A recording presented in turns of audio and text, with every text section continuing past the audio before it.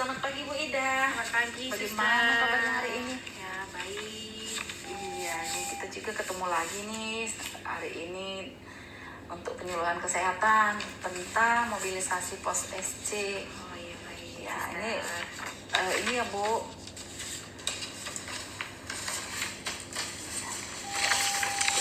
Materinya ya. Bisa diperhatikan ya Bu, nanti kalau ada yang kurang paham bisa ditanyakan.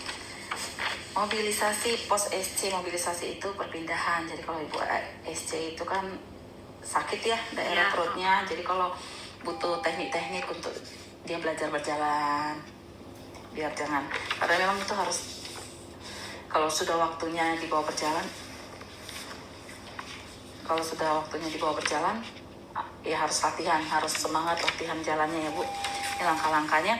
Setelah operasi 6 jam pertama, Ibu paksa operasi seksio secara ya harus dirabaring bed rest ya. Mobilisasi dini yang bisa dilakukan adalah menggerakkan lengan tangan, menggerakkan ujung kaki, memutar pergelangan kaki, mengangkat tumit, menegangkan otot betis, serta menekuk dan menggesek kaki. Kemudian setelah 6 jam sampai 10 jam, Ibu diharuskan untuk dapat miring ke kanan, miring ke kiri. Ini harus ngikutin prosedur karena biar cepat pemulihannya ya. Miring ke kanan, miring ke kiri fungsinya untuk mencegah trombosis dan tromboemboli. Karena untuk ibu postpartum risiko ini ada sangat tinggi. Jadi harus rajin biar tidak berdiam. Pembuluh darahnya bisa mengalir dengan baik, peredaran darahnya. Apabila tubuh semakin kuat, tekuk kedua kaki lalu luruskan, ulangin semampunya. Tekuk kedua kaki, luruskan, ulangi berulang kali begitu ya. Setelah 24 jam, latihan tubuh untuk duduk tegak. Tahan tubuh dengan kedua tangan. Duduk tegak, tahan kedua tangan. Pakai kedua tangan, geserlah kaki ke pinggir tempat tidur. Kemudian turunkan kaki hingga menjuntai selama beberapa saat. Jadi belum kena ke lantai ya, menjuntai. Kemudian yang keempat itu setelah ibu dapat duduk perlahan-lahan, turunkan kedua kaki ke lantai. Sementara kedua tangan tetap memegang pinggir tempat tidur. Tegak dan kuatkan tubuh pada posisi berdiri.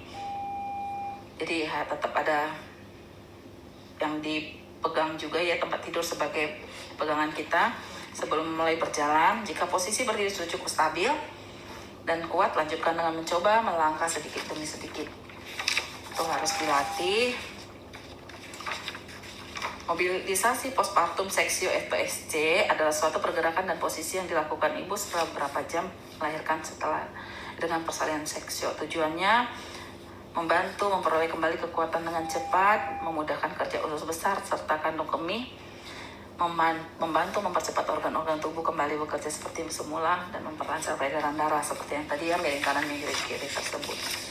Sejauh ini yang saya bisa sampaikan Ibu untuk mobilisasi post seksio. Ada yang mau ditanyakan? Cukup, saya rasa penting ya informasi ini.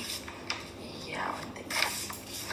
Ini saya mau menginformasikan juga tentang pentingnya ASI eksklusif. Ini Bu nanti boleh dibawa pulang ya. Pentingnya ASI eksklusif untuk masa depan bayi. Ibu menyusui? Ya, saya menyusui. Lancar ya Bu ya? Lancar. Oke, apa itu ASI eksklusif? Bayi sejak lahir usia 0 sampai 6 bulan hanya diberi ASI saja dan tidak diberikan makanan atau minuman tambahan apapun. Karena ASI sudah memenuhi kebutuhan gizi bayi. Itu 0 sampai 6 bulan ya Bu ya. Air susu ibu atau ASI adalah makanan alamiah berupa cairan dengan kandungan gizi yang cukup sesuai dengan kebutuhan bayi sehingga bayi tumbuh dan berkembang dengan baik. Apa saja ya kandungan ASI yang dikatakan sudah cukup untuk nutrisi bayi itu? Mengandung zat gizi yang dibutuhkan untuk pertumbuhan dan perkembangan kecerdasan otak anak, mengandung zat anti-infeksi terutama pada saluran pencernaan, mengandung zat kekebalan tubuh sehingga bayi tidak akan mudah sakit.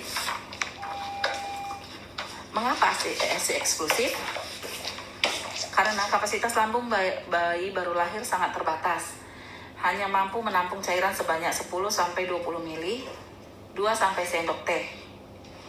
Itu bayi baru lahir banget ya.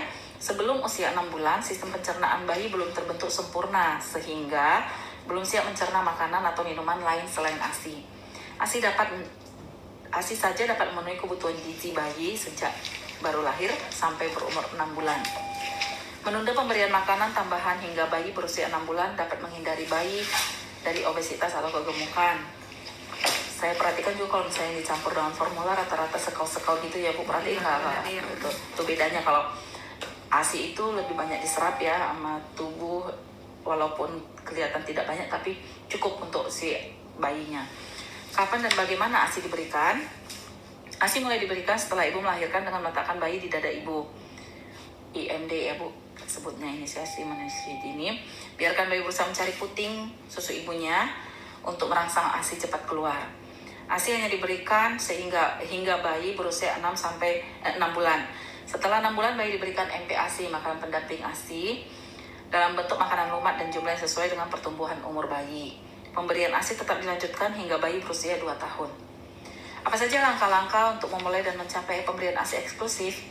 Menyusui bayi dalam 1 jam setelah kelahiran. Jadi langsung hormonnya, oksitosinnya itu ya. Menyusui secara eksklusif hanya ASI dan tidak memberikan makanan atau minuman lain selain ASI. Menyusui kapanpun bayi menginginkan, sesering yang bayi mau, siang dan malam. Semakin sering disusui semakin banyak diproduksi. Mengeluarkan ASI dengan memompa atau memerah dengan tangan di saat tidak bersama dengan bayi. Sekarang ibu-ibu juga kalau udah bekerja ya kan tipenya pumping ya, jadi tidak menghalangi untuk memenuhi gizi anak dengan ASI eksklusif. Mengendalikan emosi dan pikiran dengan tenang, ini penting banget ya Bu ya.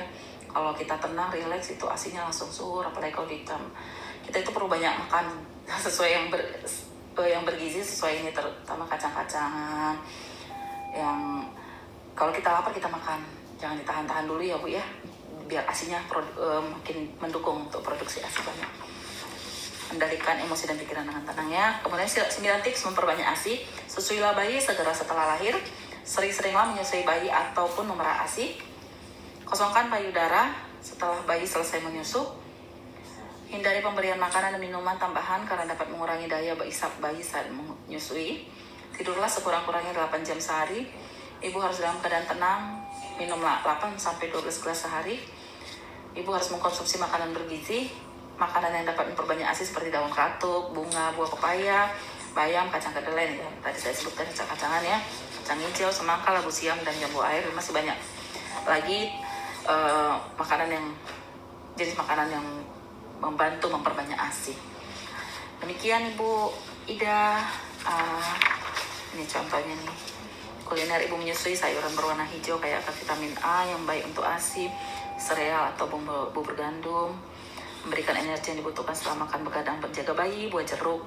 Vitamin C-nya dosis tinggi ya, kacang-kacangan, zat besi dan protein non hewani, kandungannya di daging sapi tanpa lemak, B12, produk susu rendah lemak, tinggi kalsium, jadi tulang bayi akan berkembang.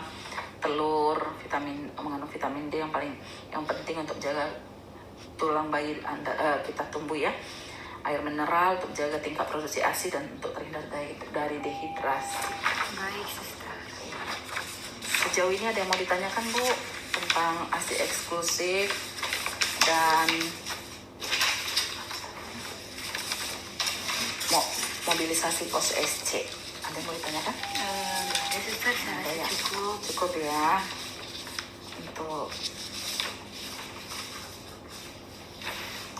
untuk pertemuan kali ini penyuluhan kesehatannya sampai di sini ya Ibu ya.